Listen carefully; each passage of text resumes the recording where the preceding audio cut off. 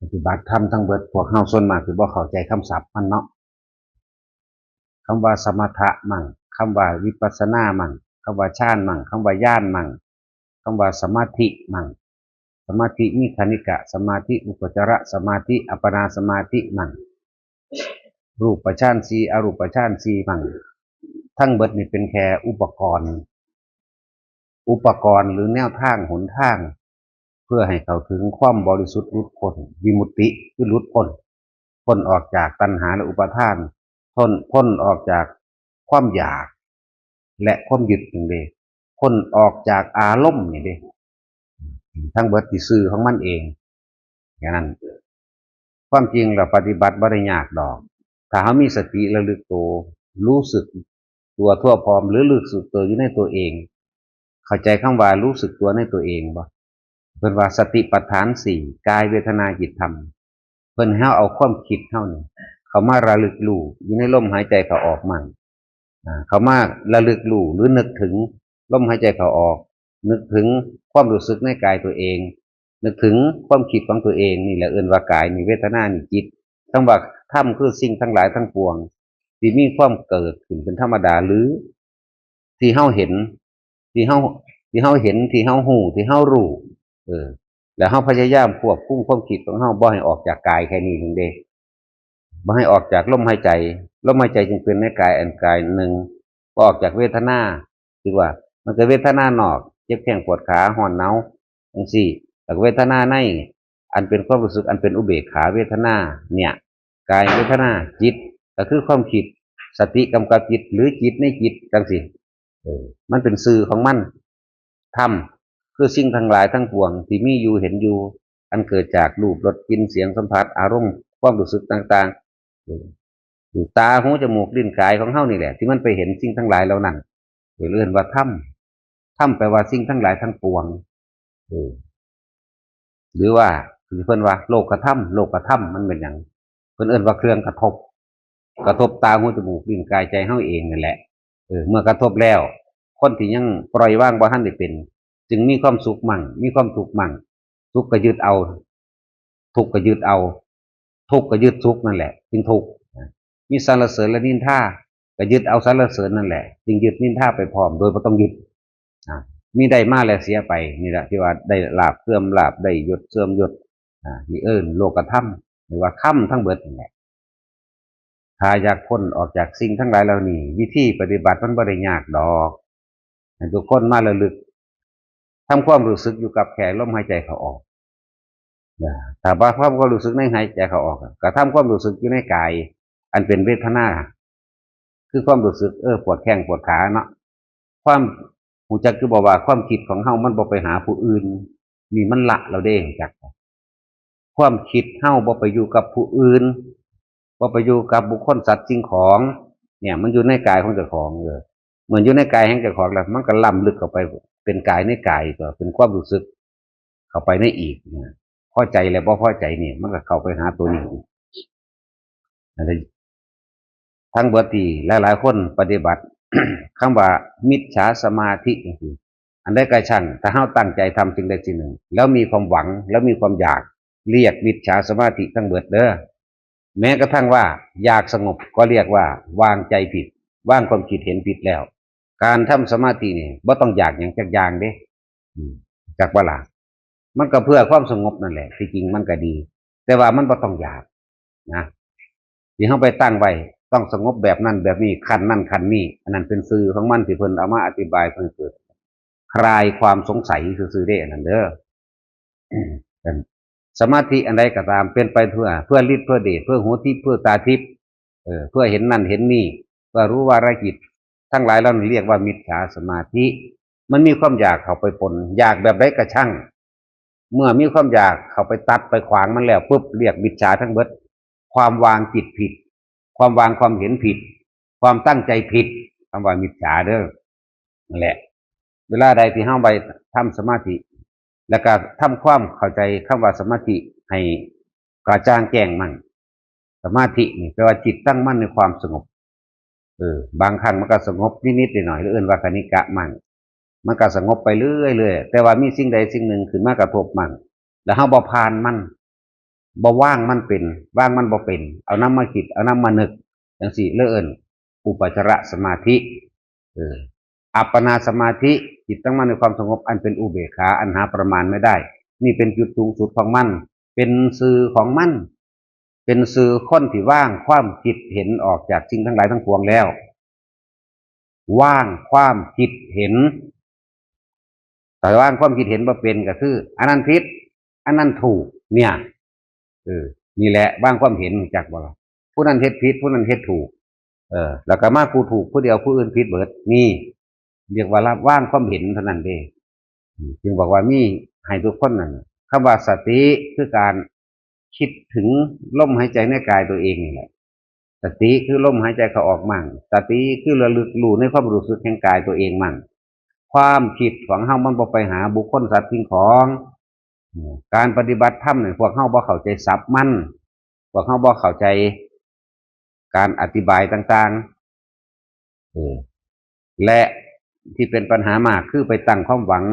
เอายอดมันเอาผลมันเลยเลยว่ามันเป็นมิจฉาสมาธิเบิดนั่นแหละเป็นความเห็นผิด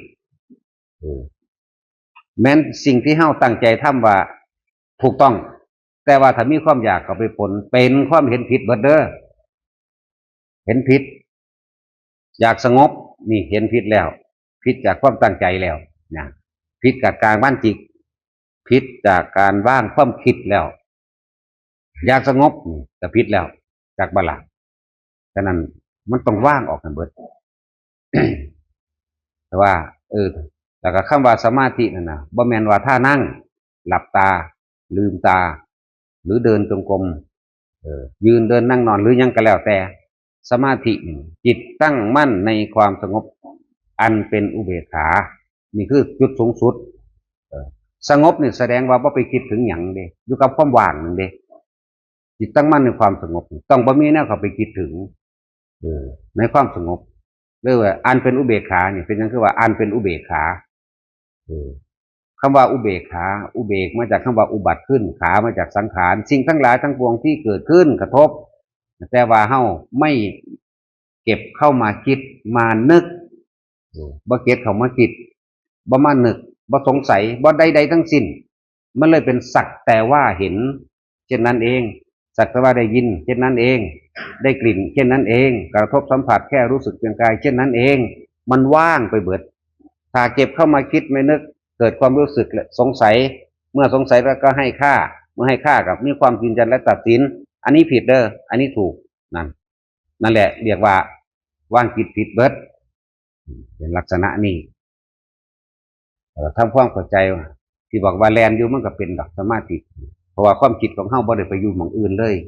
มันอยู่กับความว่างอยู่กับความว่างความว่างนั่งอยู่แบบได้ก็ได้ย่างอยู่ก็ได้ทำการทำงานอีหยังอยู่ก็ได้เพียงแต่ว่ารักษาความคิดของเจ้าของอย่าให้ไปหม่องอื่นเท่านั้นเองเริ่มต้นแรกของมันก็คือรู้อยู่กับลมหายใจซะก่อนถ้าเฮาว่างบ่ทันเป็นน่ะถ้าผู้ว่างเป็นแล้วบ่เฮ็ดหยังเด้สร้างแต่ประโยชน์ถ้าผู้เฮ็ดเป็นแล้วนั่นนะได้หยังมานี่คิดแต่ว่าสิเป็นประโยชน์กับคนและสัตว์แบบใดน้อตอนนั้นเด้บ่ได้ว่ากูสิเอาไปเฮ็ดนั่นเฮ็ดนี่ต่อไปอีกเพื่อตนเองน่ะบ่มีคำว่าอัตตาตัวตนนี่ดับล่ะจบแล้วผู้ว่างเป็นแล้วจักว่าล่ะได้หยังมาก็สร้างคิดนึกถึงแต่ว่าสิเฮ็ดประโยชน์อันใดได้ดีที่สุดจังหากล่ะนั่นแหละจังว่าแต่ละคนเด้อเข้าใจคำว่าสมาธิซะจิตตั้งมั่นในความสงบอันเป็นอุเบกขาเลิ่นอัปปนาสมาธิเนี่ยหาประมาณไม่ได้นี่คือพูนว่างแล้วว่างจากสิ่งทั้งหลายทั้งปวงคือธรรมนั่นเองสัพเพธัมมานารังอภินิเวสายะเพิ่นเห็นแล้วว่าสิ่งทั้งหลายทั้งปวงไม่ควรเข้าไปยึดมั่นถือมั่นพอเพิ่นเห็นแล้วเห็นยังเห็นว่าสิ่งทั้งหลายเกิดขึ้นก็เคลื่อนย้ายเข้าไปเข้าสู่ความสมสลายแตกดับถ้าว่าคนหรือสัตว์ตายถ้าว่าต้นไม้ก็สูญหายไปลักษณะนั้นแต่ถึงว่ามันว่าแม่นของอย่างดอกมันหังพากันตั้งใจผิดเรื่องว่ามิจฉาสมาธิไอ้ยิ่งประเภทว่าอยากเห็นสวรรค์อยากเห็นนรกไปกันใหญ่เลยคิดกันใหญ่เลยนะแม้กระทั่งว่าอยากสงบมันก็ยังผิดบางดูนะธรรมดาบอกเลื่อนว่างความคิดเห็นผิดแล้วว่างความเห็นผิดแล้วเด้อเลื่อนมิจฉาสมาธินั่นแหละทั้งเหตุยุ่งได้ก็ได้ดอก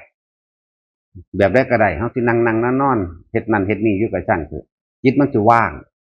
ปราศจากความคิดเห็นใดๆทั้งสิ้นทั้งปวงนี่คือจุดยอดของมันแต่ว่าวิธีทำบัดนี้ก็ต้องไปคิดหาคนหาวิธีอื่นดอกมันสิมีมากมายเพียงใดก็ตามเอาหลักใหญ่มันเลยลมหายใจนี่คือหลักใหญ่มันเออวางความเห็นไว้โดยไม่ต้องอยากสงบเออเวลาใดก็สั่งสิเฮาอยู่กับลมเข้าลมออกแค่นี้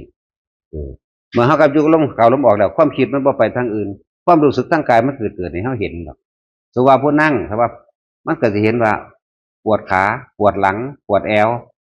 เออบางทีก็วางมืองกๆงิกๆเป็นยับๆยุบๆฟังอะไรก็บ่ถูกใจให้เข้าใจว่านี่เฮาก็ถึงความสงบในระดับหนึ่งรู้จักบ่ล่ะ เพราะว่าเฮาบ่ไปคิดถึงบุคคลอื่นสัตว์อื่นสิ่งของอื่นในความอยากได้อยากดีอยากมีอยากเป็นดังใจเราที่อยากให้เขาเป็นเฮาสิบ่เข้าไปหายืนยันตัดสินผู้ใดเลยนี่เฮาสิไปอยู่กับตัวเองนี่ก็เรียกว่าเป็นความสงบแล้วในขั้นต้นจากบ่ล่ะดูลมเข้าดูลมออก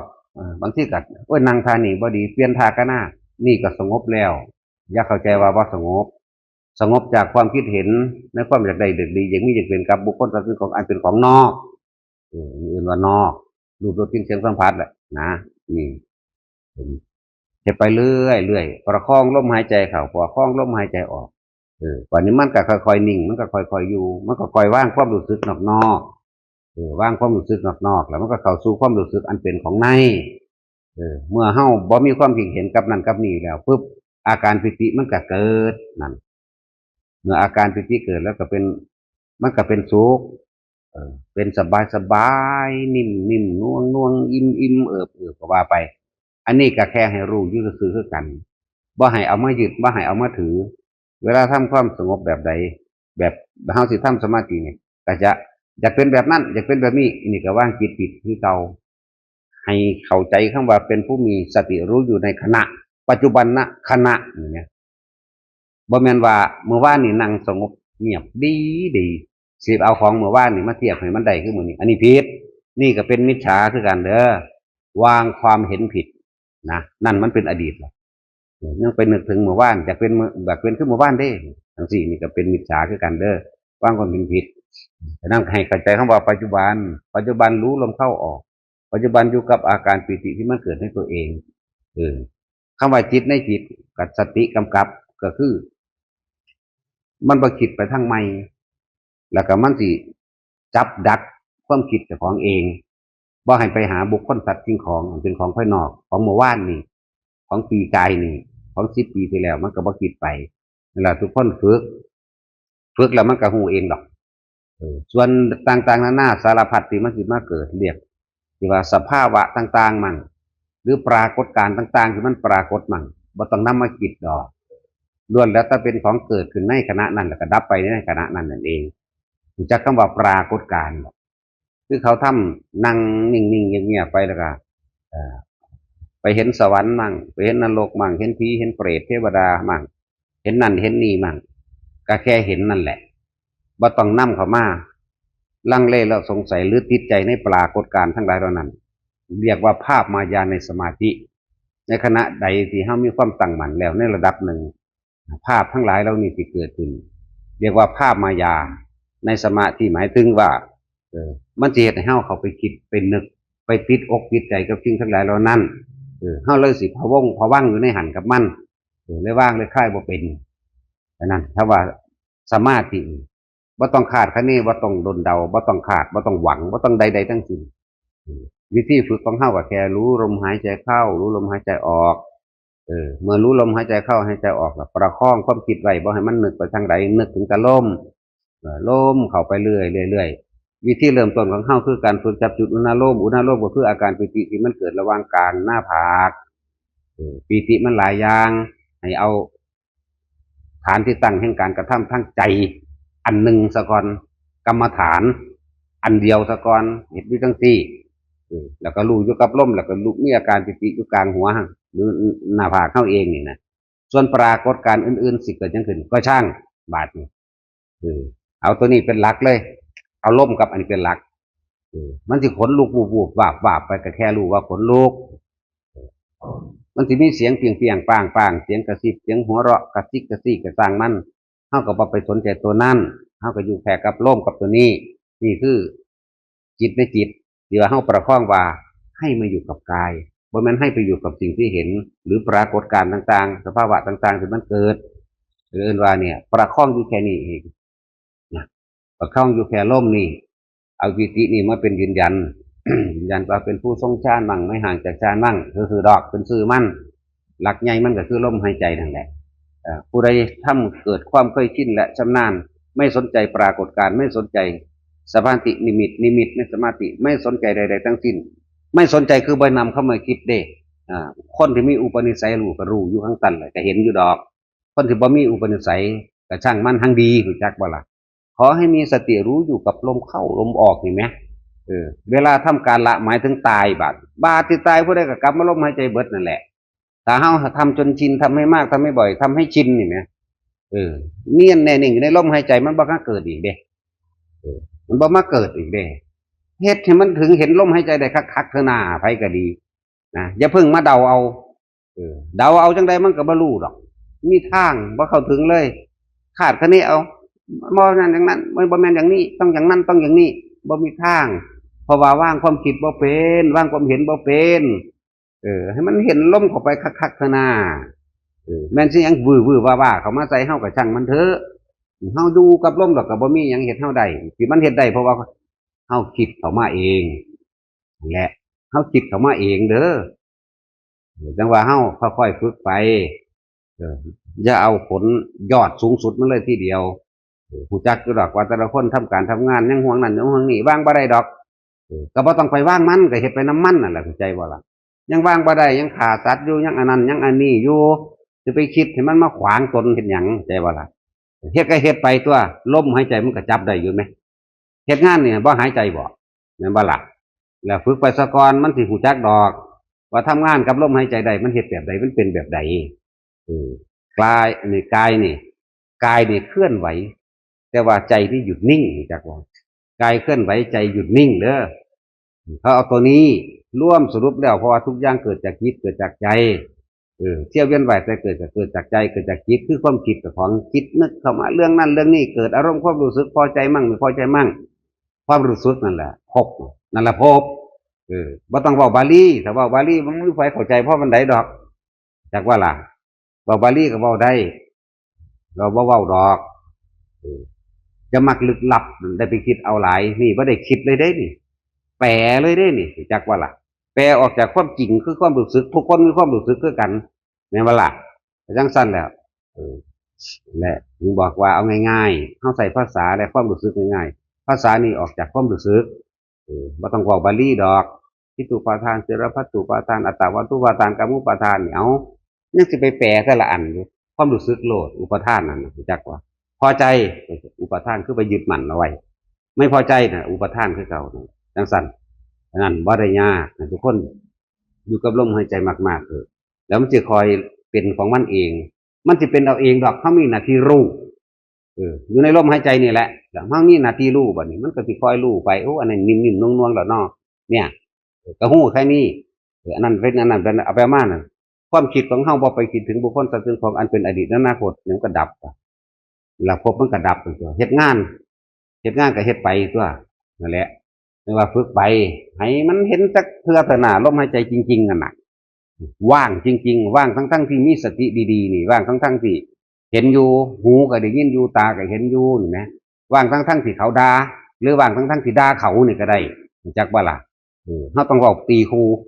ด่าเขาเฮาก็ด่าเฮาด่าแบบว่างๆเขาด่าเขาก็ด่าเฮาก็อยู่กับแบบว่างๆจังซี่แหมนั่นแหละกระทบนั่นนี่ก็ช่างมันเฮาบ่นำเขาไม่คิดซะอย่างแม่นหยังสิทุกข์มาได้จังใดบ่จำเป็นต้องไปสงสัยหาคำตอบอยู่ซื่อๆโลดซื่อๆเอาหยังมาซื่อๆเอาลมหายใจนั่นแหละพยายามเฮาสิฝึกความคิดเฮาสิดัดความคิดเฮาก็เลยเอาความคิดมาไว้กับลมจักว่าล่ะฝึกหัดดัดมันคนเฮาเวลาสิตายนี่พวกบ่ได้ฝึกได้หัดหน้าทงนั้นให้อีนั่นหน้าทงนี้บ่ให้นี่ว่าให้กูสั่งมันบ่ดีเบิ่งดูนั่นมันสิเฮ็ดหยังได้มันสิตายแล้วมันยังบ่ได้รู้เรื่องหยังว่ามันสิตายเห็นบ่มันบ่ได้รู้จักเครื่องอาศัย ไว้จักที่พึ่งแห่งตนล่มนั่นแหละพึ่งตนก็ดีและตรงนั้นกูสร้างอีนั่นกูสร้างอีนี่บักนั้นบักนี่โอ้ยสารพัดไปตายไปนรกต่ำนั่นแหละว่าให้เฮาอยู่กับนี่มาคิดเบิ่งคักๆเด้อพวกเฮาจากว่าโทเอ้ยภาษามาทำมาหากินแค่เพียงตายมันสิจริงมันสิจังอิหยังกระดอกกระเดียแท้ภาษาชีวิตซ้ำนี่อีกบ่นานก็ตายทุกๆคนเนาะไปเห็นคาแค่หมักม่วงกระดันไปเห็นคาแค่หมักฮุ้งปอไปเห็นคาแค่ว่าเขาอันมาเลี้ยงงัวเลี้ยงควายไก่ทงไก่หน้าบอกนั่นบอกคาชีวิตของเจ้าของมีเท่านั้นอย่าลืมเด้อแต่ละคนเด้อเวลาใดกระสั่งโกรธเกลียดเครียดแค้นเนี่ยหวังทำร้ายและทำลายเขาไม่พอใจเขาเวลานั้นเรากำลังลงนรกความรู้สึกนั่นแหละคือนรกจากเวลานี่ลูกเห็นกันมันเป็นก่อนตายนี่บ่แม่นตายแล้วจังไปลูกไปเห็นมันบ่ได้ไปตอนตายเด้มันเป็นตอนเป็นนี่เด้ออยากฮู้สวรรค์อยากฮู้นรกก็ปรึกษาตัวเองนี่แหละมันก็ฮู้คอยฮู้ตอนมีชีวิตอยู่นี่เด้บ่แม่นตายแล้วจังไปจังรู้เด้บ่แม่นเด้อนิพพานก็ให้รู้ตอนเป็นนี่สวรรค์ก็รู้ตอนเป็นนรกก็รู้ตอนเป็นเด้รู้ตอนนี้ขณะนี้แหละแต่ก็ล่ะนิพพานก็รู้ตอนเป็นเด้อยากถึงนิพพานก็ในลมหายใจโลดไผก็ดีบ่มีความคิดอีหยังเลยมันก็นิพพานนิพพานแปลว่าดับแปลว่าเย็นนึงเด้บ่มีความรู้สึกนึกคิดใดในความพอใจและบ่พอใจแม้จะได้แค่ชั่วขณะหนึ่งรู้จักชั่วขณะหนึ่งมื้อนี้ได้2 วินาทีมื้ออื่นได้อีกวินาทีมื้อละเล็กมื้อละน้อยนะฝึกว่าทำให้มากทำให้บ่อยเกิดความเคยชินเกิดหยังขึ้นมันก็แล่นเข้าหาลมหายใจมันก็แล่นเข้าหาความคิดบ่แม่นแนวอื่นแล่นเข้าหาก็ดีเข้าสู่ลมหายใจเข้าออกมันก็ว่างของมันเองดอกนั่นแหละผู้ใดตายในลมหายใจใดบ่ต้องมาเกิดบ่ต้องมาเกิดเลยเฮาบ่ได้เว้าตามผู้อื่นก็แล้วกันเว้าตามที่เฮาเป็นเพิ่นเว้ามาก่อนแล้วก็สิเดี๋ยวสิว่าเว้าตามผู้นั้นผู้นี้บ่ตามเว้าแต่ของเป็นจักบ่ล่ะผิดก็เฮาผิดนั่นแหละแล้วทุกคนเฝ้าสังเกตความคิดเจ้าของเด้อเป็นเวลาเจ้าของอันเป็นถูกสั่งผู้นั้นสั่งผู้นี้เจ้าของคิดขึ้นมาเองเอาแม่ผิดกันตัด10 ปีพุ่นก็ยังคิดขึ้นมาแล้วก็ศูนย์ขึ้นโลดแม่นบ่ล่ะนี่แหมว่าถ้าหาแต่ว่าวิญญาณปฏิทิตังปฏิทิตังพบเป็นดั่งพื้นนามีความคิดมีความรู้สึกเข้าไปกับบุคคลนั้นพบได้เกิดขึ้นแล้วมหาตะวางสิไกลดอกเว้าง่ายๆโลดนี่คิดหาผู้เป็นตาสั่งดูอันที่เคยผิดกันไว้ศูนย์ปึ้งขึ้นมาโลดนั่นล่ะนรกจิตมีที่ตั้งความคิดของพวกเจ้าไปดึงมันขึ้นมาเองกับเรื่องเล่าเก่าๆนั่นอันนี้แล้วพวกเจ้าก็คิดนึกปรุงแต่งขึ้นไปอีกศูนย์แบบเอ้ยใครกูเห็ดจังสั่นซะใครกูเห็ดจังสี่ซะแต่กี้มันบ่มีสติมันเลยบ่มีทางสู่เขาจากว่าล่ะมันเลยหากระคิดได้เมื่อคิดได้หูจักแต่ว่าบ่ฮู้ได้ว่านรกก็ลังเผาไหม้ตัวเองในขณะที่เป็นๆนั่นแต่ตายลงไปแล้วไฟนรกอันนั้นยิ่งก็ตอนเป็นเด้อนั่นแหละพยายามอยู่กับตนให้มากฝึกทุกคนมันก็หลุดพ้นได้ด้วยความเพียรของเจ้าของเองก็บ่มีคนใดมาเพียรให้เฮาได้เด้เฮาบ่ฝึกเอาเองไหนทุกคนไปศึกษาตัวเองจะไปศึกษาผู้อื่นแค่นั้นแหละหาอยู่ให้กินไปแค่ซ้ำตายเบิดละไผก็ดีรวยโลมึงบ่ป่วยบ่ไข้บ่เนาะมึงบ่คิดฮอดผู้นั้นผู้นี้บ่แต่มึงก็ทุกข์คือเก่าตัวผู้นั้นตายผู้นี้เป็นหรือว่าคือเขาโกงเอาเปรียบหรือว่าไปโกงเขาแล้วดีใจเยอะยิ่งจังซี่รวยโลมึงรวยไปตายนั่นแหละแล้วมึงสิรวยไปเกิดไปใหม่อีกบ่เอาโลดหน้านั่นแหละทุกข์ก็ทุกข์แค่นั้นแหละที่จริงแล้วความทุกข์ยากลำบากโดยทางกายอันบ่มีทรัพย์สินบ่แม่นสุขบ่แม่นทุกข์อีหยังเด้แต่เฮาวางจิตเป็นนั่นน่ะคนรวยก็สามารถพ้นได้คนจนก็สามารถพ้นได้จนเงินทองเด้อความหมายตัวนี้ทุกข์จริงทุกข์จริงนั่นน่ะบ่ได้ขึ้นอยู่กับมีสมบัติมากหรือบ่มีเด้อยู่กับการว่างจิตจักบ่ที่เฮาว่าพระอรหันต์เขาเจ้ามีสมบัติบ่มีแต่ย่างเข้าป่าเด้อบ่ได้หอบเพื่อนบ่ได้หอบธุรกิจไปนำเด้อเออพระพุทธเจ้าเฮารวยกว่าหมู่บ่ได้เอาราชวังปราสาทบ่ได้เอายศถาบรรดาศักดิ์ว่ากูเป็นพระราชาเข้าไปปฏิบัติเด้อถิ่มเบิดเลยเห็นบ่เนี่ยไปตะโตเด้อเนี่ยเขาเจ้าบ่ได้หลุดพ้นเพราะว่ามีสมบัติปราสาทใหญ่เด้บ่มียศถาบรรดาศักดิ์เด้นั่นแหละจังซั่นแล้วไปคิดเบิ่งเอาทีหลังนั่นแหละมีแต่แค่ว่าไปตะโตนั่นแหละแล้วก็ไปควบคุมความคิดเจ้าของเอาเด้น่ะเฮ็ดจังใดมันสิเห็นเนี่ยก็อยู่กับลมนั่นแหละหนทางมันลมหายใจเอาละพอ